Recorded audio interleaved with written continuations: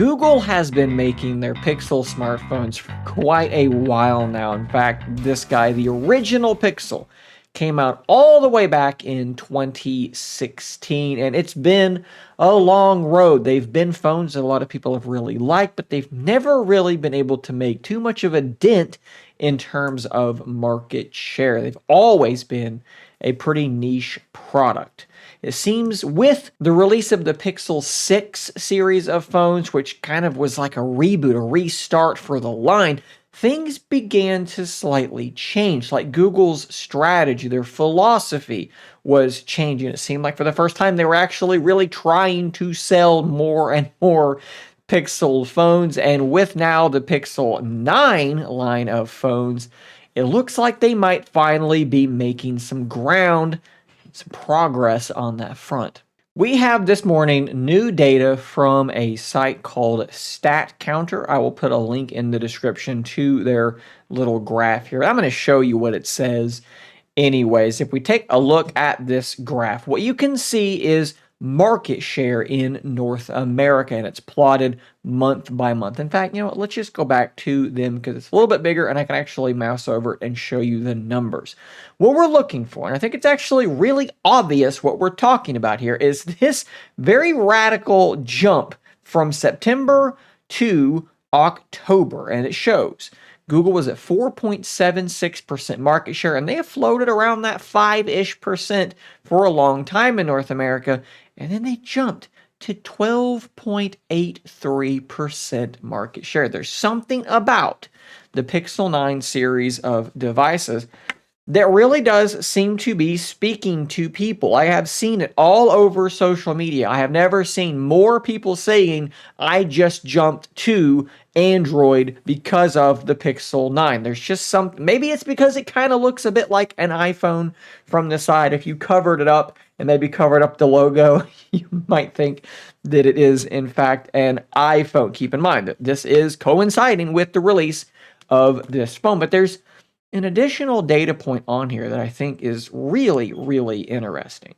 You can see the two OEMs that are above Google now in North America are Samsung and Apple. Samsung remains pretty much flat, hovering around that 24% market share, and the Pixel 9 did nothing to impact Samsung.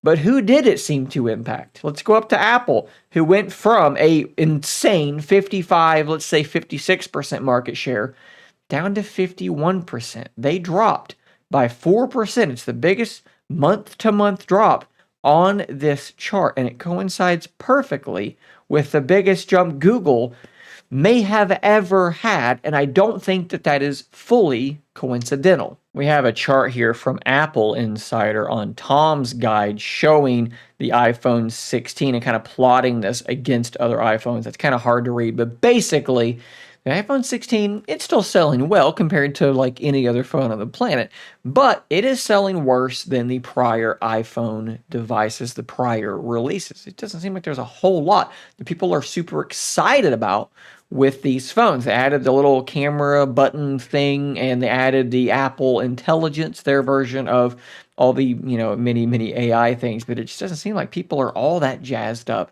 about that device. But at the same time, it seems like there's more excitement around the Pixel devices than maybe ever before. But again, I kind of want to go back to this idea that it didn't affect Samsung, but it did affect Apple. People have been asking, Google has such a very distinct strategy, and now that strategy is coming, to fruition with their hardware, I think, as well. Why does Google do things the way that they do things compared to like Samsung? People talk about this a lot with the folding phones, right? So I am daily driving the Pixel 9 Pro Fold, and it doesn't have nearly as many options, nearly as many features and settings and customizations as something like the Z Fold 6, and people seem to kind of want that. What I've said for a while now is that Google is kind of trying to make the iPhone of Android, and they are really well and truly doing that now. Their phones have that iPhone aesthetic to them. They have an interface and just an overall, version of Android that does kind of have that polished, very user-friendly, very sort of simple to master feel that maybe OEMs like Samsung don't have. And that's why Samsung users aren't going anywhere. They're not really switching to Pixel because they like what Samsung does.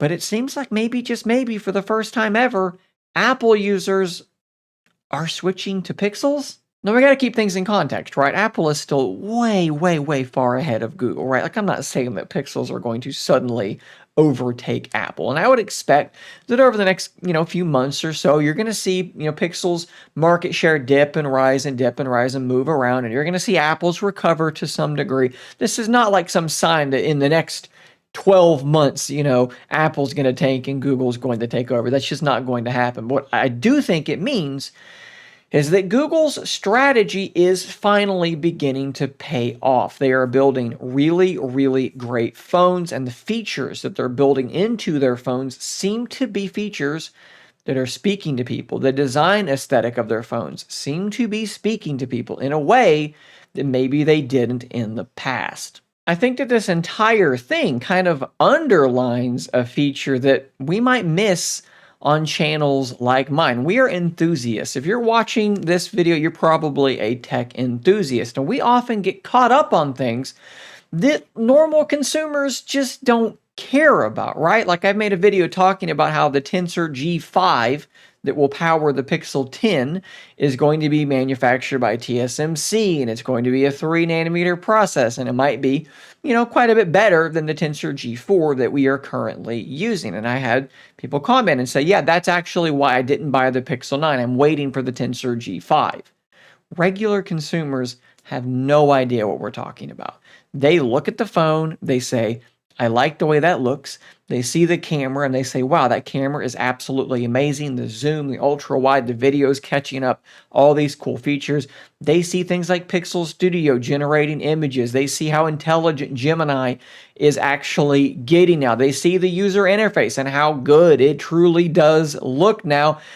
And they buy the phone. They're not worried about the specifications. They're worried about, what does it look like? How's the battery life? How's the camera? What are the cool features? Cool. I'm moving on. I mean, there was talk that Apple adopting RCS might actually affect things, and the timing actually does line up. I'm skeptical that it's made much of a difference. I don't think there's that many people that are like, well, if Android phones have the features of iMessage more or less, now I can leave the iPhone behind. I don't know, maybe there are a few people like that, but I do tend to think most consumers just don't think that way. But I do want to hear from you and how you think. Drop your comments down below. Talk about this chart. Talk about what you think that it means. What is Google doing right? What is Apple doing wrong? I do want to, again, let's pump the brakes. Like I said, we're not going crazy about this. It's interesting. It's very interesting. But it isn't something that indicates the poles are about to shift in the smartphone world imminently. So, don't go too crazy down there, but I would love to hear what you guys think about this in those comments. Thanks for watching. Subscribe for more content like this, and until next time, stay nerdy, my friends.